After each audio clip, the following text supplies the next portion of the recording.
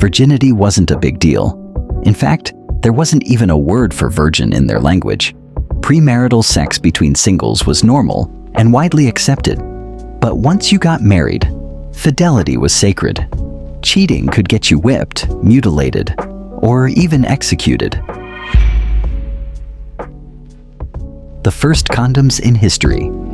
Yes, the Egyptians were already trying to avoid unwanted pregnancies.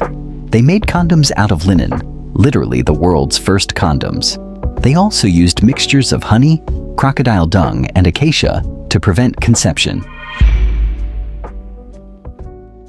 Marriage was surprisingly simple.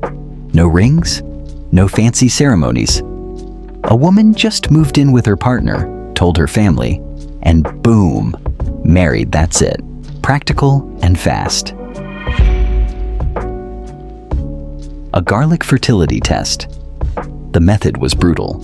A woman placed garlic inside her vagina. If her breath smelled like garlic the next morning, it meant she could conceive. And if that wasn't convincing, couples sometimes tried a test marriage for a year. If pregnancy happened, the marriage became official. Masturbation was sacred. In Egyptian mythology, the god Adam created the universe through masturbation. That's why pharaohs would perform this act in public ceremonies facing the Nile, believing it would bring fertility and abundance to the land. Love potions, but disturbing ones. If a wife lost interest in her husband, doctors had remedies. Ingredients included dandruff from a dead man, blood from a black dog's tick, a drop of the husband's own blood, and even semen. If she drank it, it was considered proof of eternal love. Double standards in loyalty. Why were women punished for infidelity, but men weren't? Simple. Inheritance.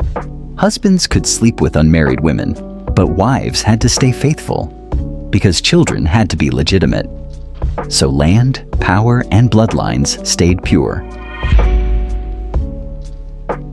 Sex wasn't taboo. Egyptians openly carved sexual positions on tombs, temples, and papyri.